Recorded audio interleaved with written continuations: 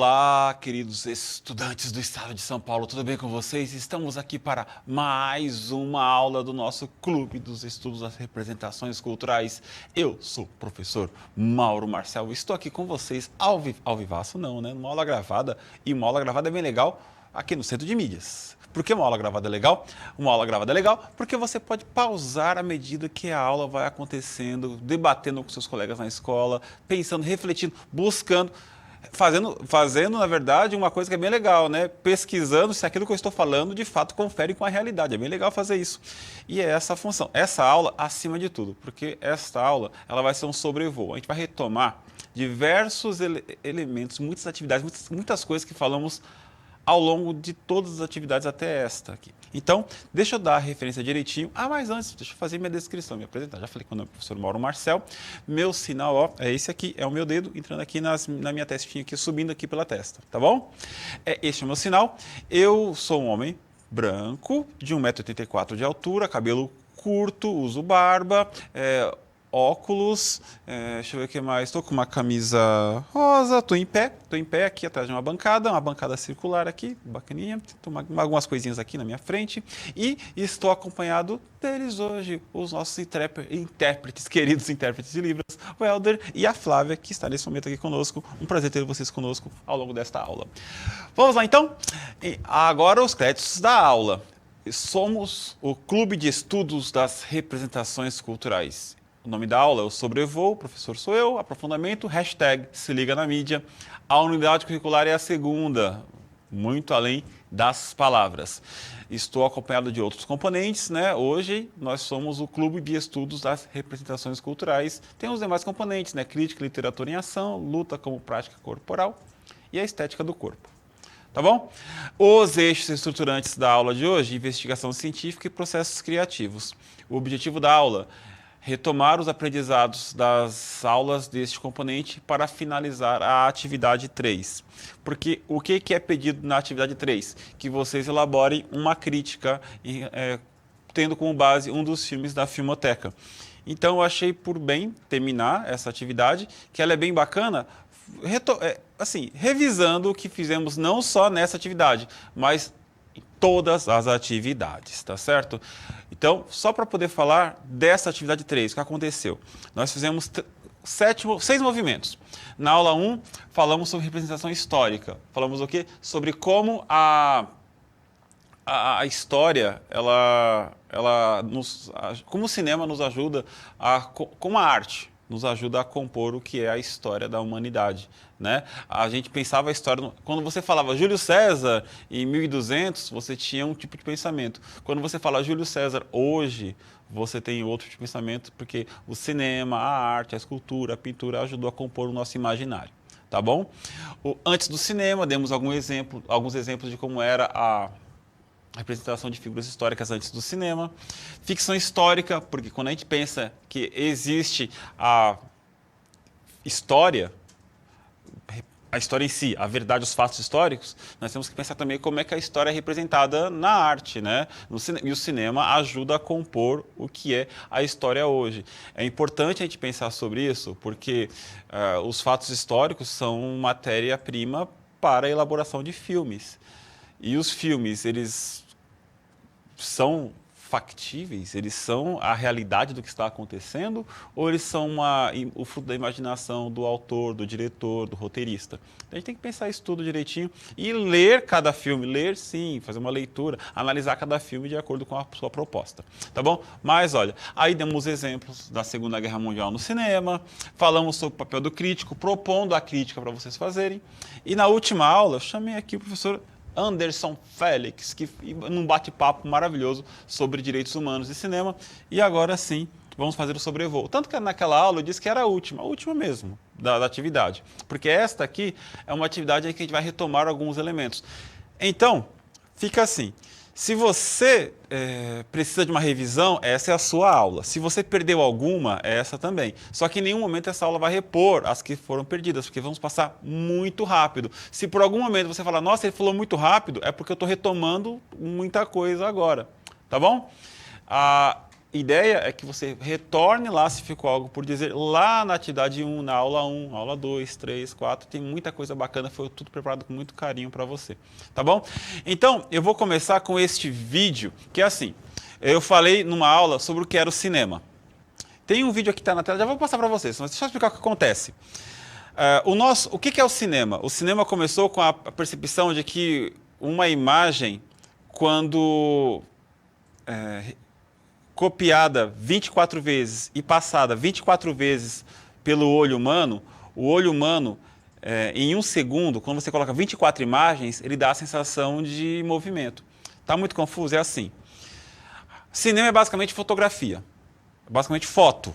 Quando você coloca uma foto ao lado da outra, você vai criando a sensação de movimento, desde que as imagens sejam muito perto. Não se uma imagem não tiver nada a ver com a outra. As imagens vão se conectando, porque o nosso cérebro demora para poder criar, para poder receber a informação. Então, nesse lapso do nosso cérebro, ele vai conectando as imagens. Está confuso? O exemplo está na tela.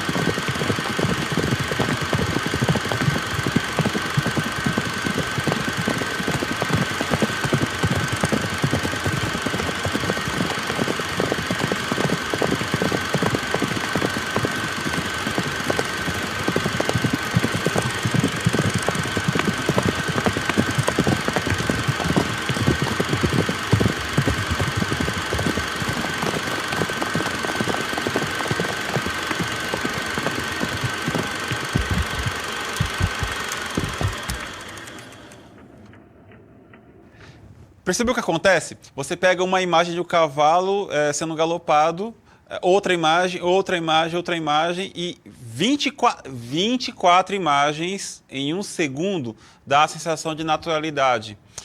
Olha que bacana isso. Parece que as imagens estão em movimento. Tá aí a magia do cinema. Olha que bacana isso. Foi necessário que a fotografia se desenvolvesse a ponto de ficar, né, com uma técnica legal e aí desenvolveram-se a arte, a tecnologia do cinema. Uma coisa assim, se você diminui o número de imagens, por exemplo, 20 imagens por segundo, 18, 17, você cria a câmera lenta. Aquela sensação de slow motion. Se você aumenta, você coloca 25, 26, 27, 30, 40 imagens por segundo, você cria a velocidade, aquela velocidade 1,5, 2, né, que você observa lá no streaming, né, quando você pede para aumentar a velocidade. Então, no cinema também é isso. Você, na verdade, está vendo um monte de foto parada que dá a sensação de movimento. Está aí o cinema. E nós falamos mais. Nós falamos o quê? O que acontece? As pessoas perceberam que isso era possível contar histórias. Mas antes de contar histórias, as pessoas... Na verdade, assim, estou me antecipando ao processo.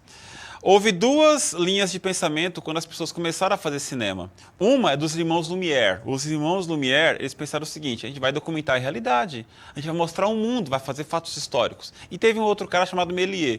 O Méliès, ele fazia as magias. Por exemplo, ele ligava a câmera e filmava. E aí ele filmava uma pessoa, assim. Aí ele desligava a câmera e mandava a pessoa sair. Aí ele religava a câmera. Aí quando passava o filme, a pessoa estava aqui e a pessoa sumiu.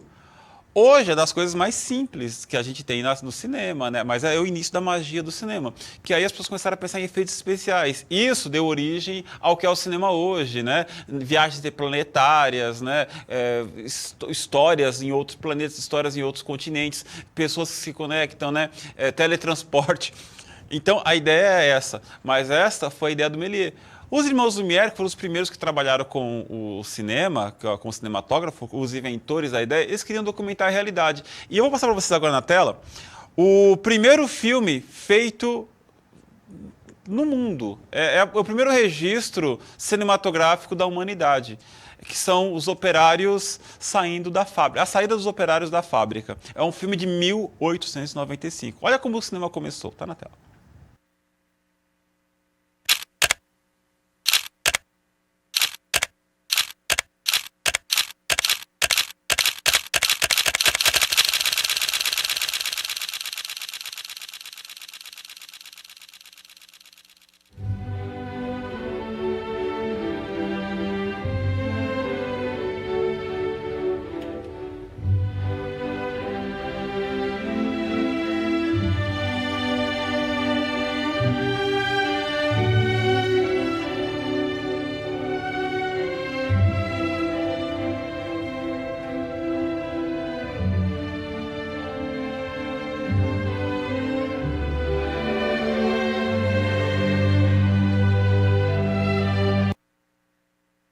Eu quero criar movimento. Eu coloco minha câmera parada em frente a uma saída de fábrica e vou criar muito movimento. Vou gravar, filmar as pessoas. Gravar é mais no moderno, né? Vou filmar as pessoas, vou fotografar em movimento as pessoas saindo de uma fábrica. E isso é sensacional, tá certo? Aí a tecnologia foi se desenvolvendo. Vamos muito mais dinâmico agora. Temos aqui ó, alguns exemplos, né? Surgiram as cores. E além das cores, surgiu, sei lá, o celular, a televisão antes, aí vem a questão de Hollywood, a indústria cinematográfica, né? Tá aqui o blockbuster, né? Que tem para blockbuster, que assim, são os filmes feitos em sequência para gerar muito dinheiro. Home video, filme feito para assistir em casa. CGI, tecnologia de Computer Graphic Measure, tecnologia de você utilizar assim, o estúdio a seu favor. Você, na verdade, através de tecnologia, se você tem uma imagem aqui, uma imagem de CGI, eu posso me colocar em qualquer lugar do mundo. Na verdade, todas essas imagens estão aqui para quê? Para falar para você que o cinema, hoje, ele sai em todos os lugares. Ele saiu apenas do que era fotografia e passou a ser som, cores. E também é uma arte tecnológica. Porque, pensa aqui, ó, temos a televisão. Nos anos 50, surgiram 1950, surgiram os aparelhos televisores. Aí eu imagino o cara assim em casa, por que eu vou assistir a um filme no cinema se eu posso vê-lo no aparelho televisor da minha casa? Então os filmes tiveram a obrigação de proporcionar uma experiência diferente para o espectador. Então, olha, você vê nos anos 60, quando as TVs ficaram populares, os filmes grandiosos, né? Sei lá, Júlio César, Cleópatra, né? Os filmes, os 10 Mandamentos, né? Os filmes que são grandes. E, como hoje, os televisores estão grandiosos nas salas.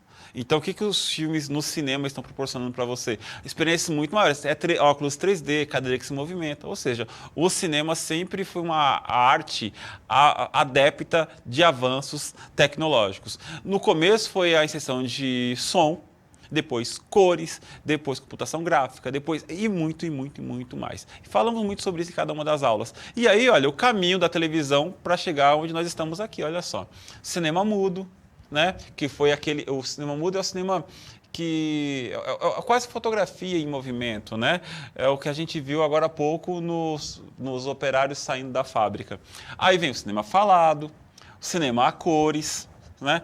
A televisão e cada proposta nova de tecnologia com novos desafios e novos filmes surgindo para responder a esses novos desafios. Por exemplo, no cinema falado, havia uma necessidade grandiosa de atores. Por quê? Uma coisa, no cinema mudo, o cara fazia assim, ó. Assim, aqui. E aí, imagina o diretor falando para ele, agora gira, vai, vira. Quando você coloca um som, você tem que ter um ator interpretando. E tem que ter a voz do ator, a entonação. Como é que é a interpretação? No teatro é uma coisa, no cinema é outra. Então você tem que construir uma nova forma de interpretar para que as câmeras... Por exemplo, você tem a edição. O ator começa a interpretar aqui, tem uma cena de choro, de lamentação. E aí, ele vai retomar essa cena 3 dias depois, quando você tiver oportunidade em um outro momento. Então o ator tem que estar preparado para isso. O som ambiente. Porque se eu tenho... Por exemplo, o tiro. um tiro na vida real, ele não é cinematográfico. Então você tem que criar aparelhos que criam sons que comovem as pessoas. Uma bala de canhão, um míssil, um voo de, sei lá, de um caça, né? Então, na verdade, cada novo avanço há necessidade de uma nova tecnologia, cada nova tecnologia há necessidade de adaptação, e o cinema é rico nisso, ó. VHS. VHS são aqueles filmes em fita, né? Que é o surgimento das locadoras. A pessoa pegava um filme e assistia em casa, né? Não esperava a televisão passar. O avanço disso é o DVD, né? Que é acho que alguns de vocês devem ter aparelho em casa ainda, que é um disco, um CDzinho, que é um DVD, com imagens, né? Aí vem os computadores, as pessoas veem filmes em computadores, começa com compartilhamento de filmes, smartphones, você pode assistir o filme baixado no seu celular, no seu aparelho, e aí você não precisa nem mais baixar, né? Você tem o streaming onde você tem o serviço lá, Netflix, a Amazon Prime, a HBO, sei lá, Paramount, sei lá, Globoplay, tem um monte. Ou seja, você deixa de comprar o produto para virar um serviço. Você deixa de ir até o cinema para você poder ver na sua casa. E aí a gente passa, sei lá, 3 horas escolhendo um filme e 1h30 assistindo. Ou às vezes a gente passa 4 horas escolhendo um filme e não assiste o filme. Você cria uma nova demanda, uma nova realidade no mundo. Tá certo? E aí, eu falei para vocês também sobre como é que funciona a composição de um filme, né? O filme, como é que surge um filme? Ele tem a ideia, que é a fundamentação, você pensa em como vai... Você não, né? A gente é espectador. Mas você pode também, quiser fazer um filme, tem a ideia, depois tem a definição de qual é o conflito do filme, a construção dos personagens, tudo isso é para desenvolver um roteiro. O desenho da curvatura dramática. O que é a curvatura dramática? Vem cá comigo, é assim, funciona assim. Quando você está vendo um filme... Se você estiver assistindo um filme dos anos 50, a curva dramática ela vai assim, ó. Presta atenção aqui, ela vai assim,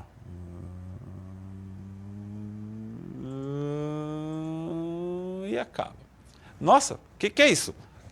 Você está vendo Vingadores, sei lá, X-Men, você está vendo, sei lá, um filme de ação, a curva dramática é assim, ó. O que eu estou falando com isso? Num filme mais antigo, as coisas demoram de acontecer.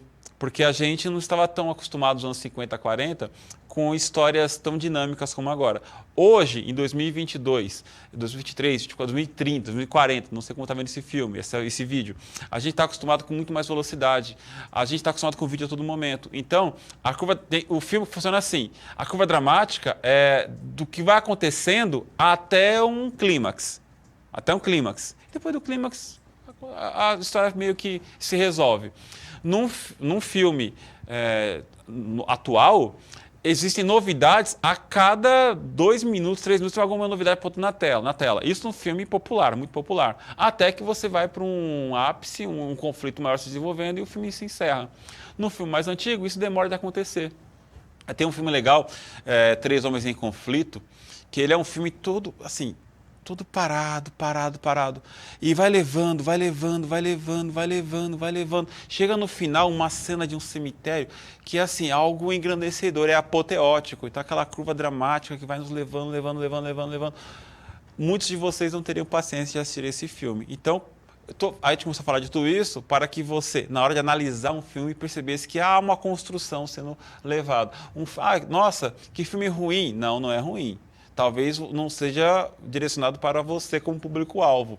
O filme é sensacional. Às vezes você precisa de um pouquinho mais de paciência. Tá certo? E aí, quando você pensa em ideia, definição, conflito e tal, escrita do argumento, elaboração da escaleta, que é aquela ordem em que a cena se estrutura no filme, a escrita do roteiro, e a revisão e a apresentação, que é o pitching, que é quando as pessoas se juntam para apresentar a ideia, para vender a ideia.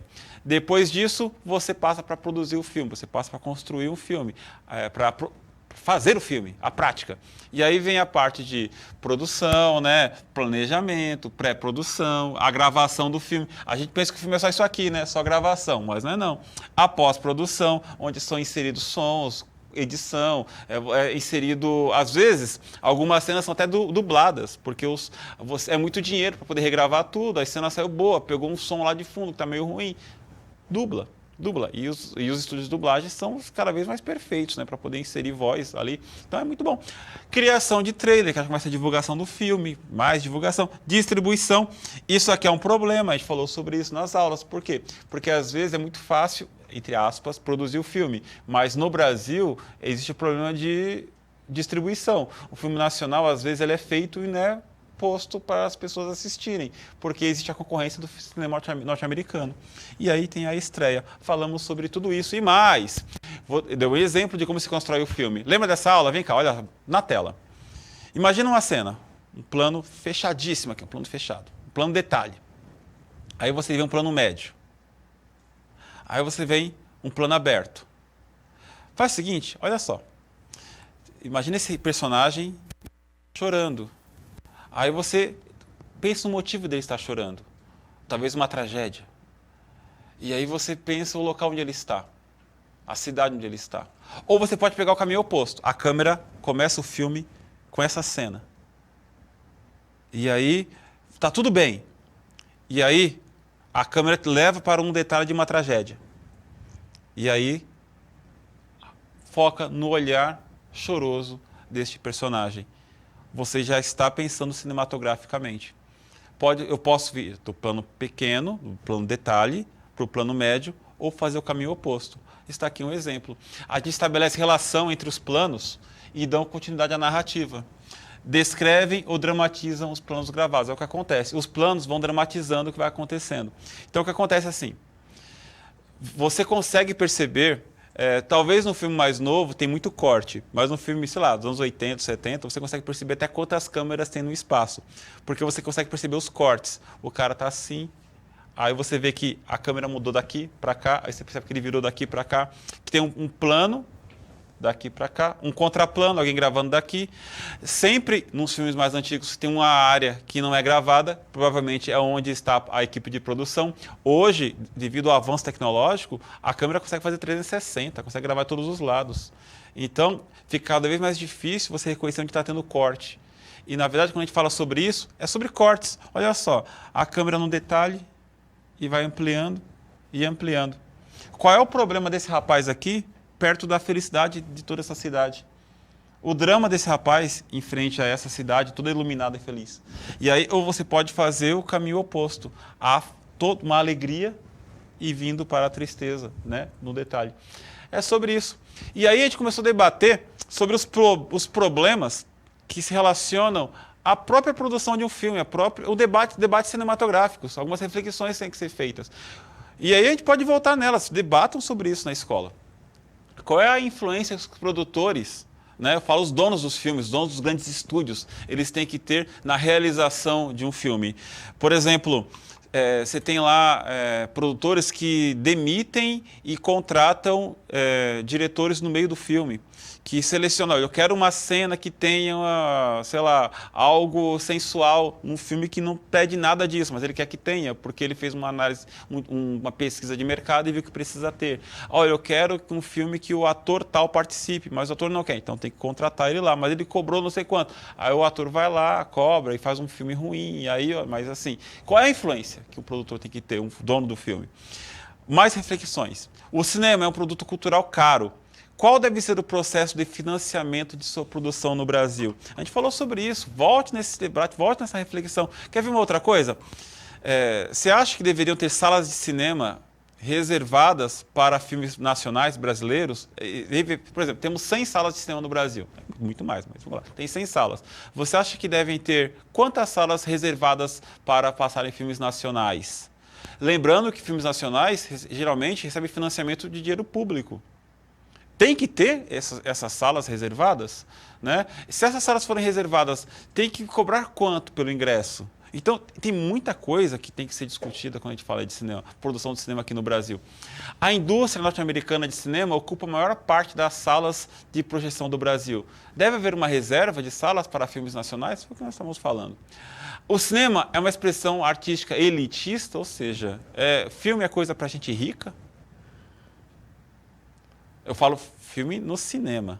Porque filme em casa a gente recebe, né? Lá tá lá na televisão, passa lá parte 1, parte 2, né? As pessoas assistem no streaming e tal, mas ir até o cinema, né? Sentar lá cercado por pessoas.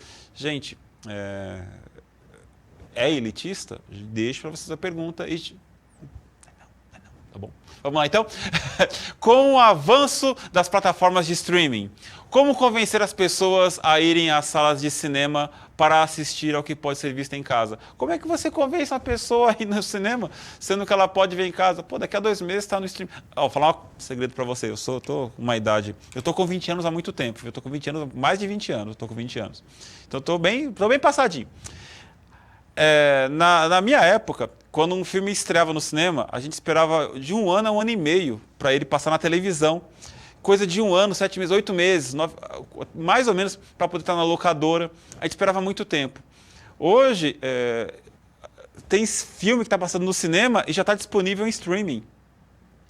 Tem filme que estreia direto no streaming. Então, como é que eu convenço as pessoas a irem até o cinema? Então, debate que nós fizemos ao longo dessas atividades.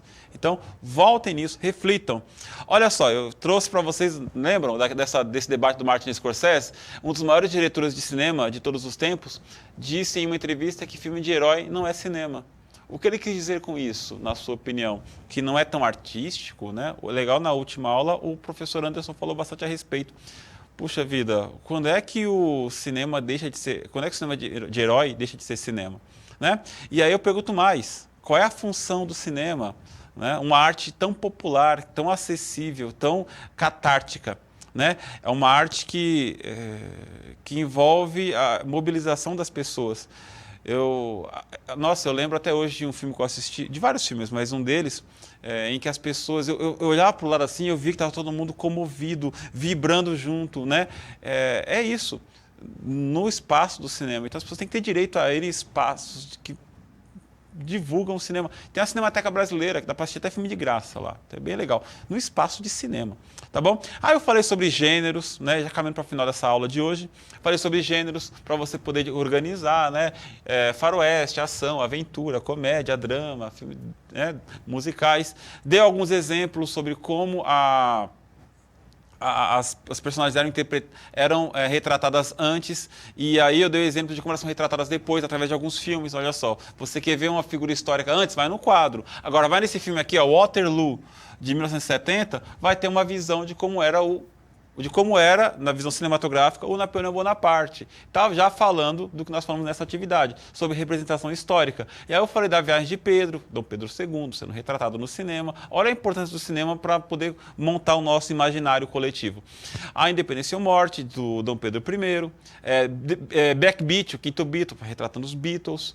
Cleópatra, tá rápido porque eu já falei sobre isso em outras aulas, tá bom, gente? De 63. Esse filme aqui, por exemplo, a Sophia Loren, interpretando a Cleópatra. A Sophia Loren, Cleópatra é uma rainha da África, o Egito fica na África. A Sophia Loren interpretando uma rainha do Egito. Então, como é que o cinema molda o nosso olhar, constrói o nosso olhar, tá certo? Júlio César, né, príncipe do Egito, retratos do Adam Ryan, já falando da Segunda Guerra Mundial, e aí eu mostrei para vocês alguns exemplos de como eram retratados antes do cinema, tá certo?